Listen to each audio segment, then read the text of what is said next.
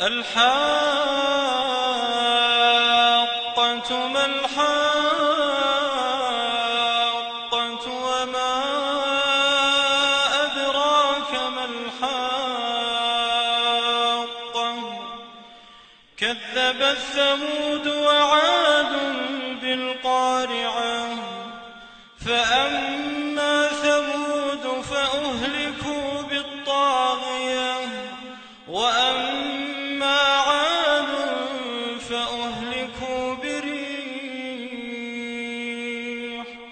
فأهلكوا بريح صرصر عاتية سخرها عليهم 7 ليال و8 أيام 7 ليال و8 أيام حسوما فترى القوم فيها صرعى كأنهم أعجاز نخل خاوية فهل ترى لهم من باقية وجاء فرعون ومن قبله والمؤتفكات بالخاطئة فعصوا رسول ربهم فأخذهم أخذة رابية إنا لما طغى الماء حملناكم في الجارية لنجعلها لكم تذكرة وتعيها أذن واعية فإذا نفخ في الصور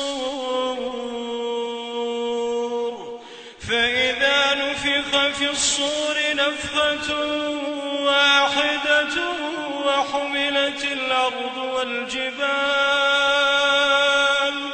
وحملت الأرض والجبال فدكتا دكة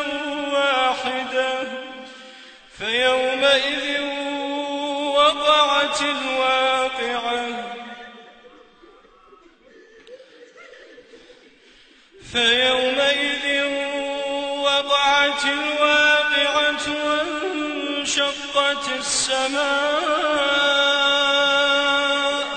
وانشقت السماء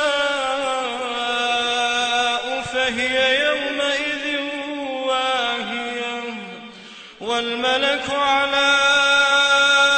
أرجائها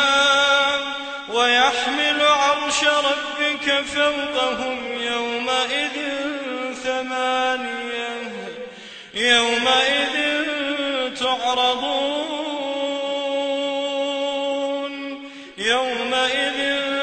تعرضون لا تخفى منكم خافية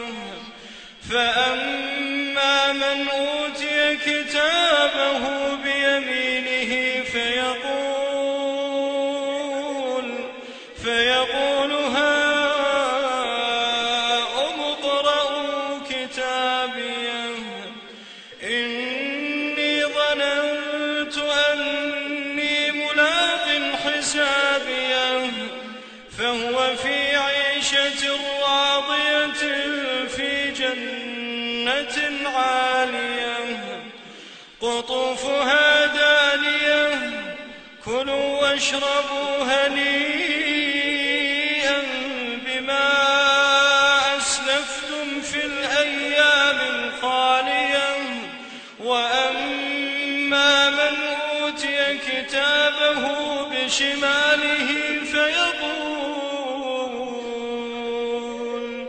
فيقول يا ليتني لم أوت كتابيه ولم أدر ما حسابيه يا ليتها كانت القاضية ما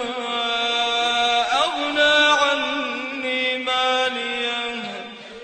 هلك عني سلطانيه خذوه فغلوه ثم الجحيم صلوه ثم في سلسلة ذرعها 70 ذراعا فاسلكوه إنه كان لا يؤمن بالله العظيم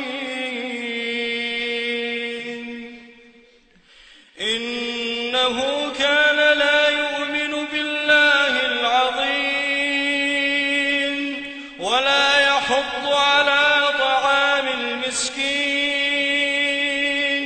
فليس له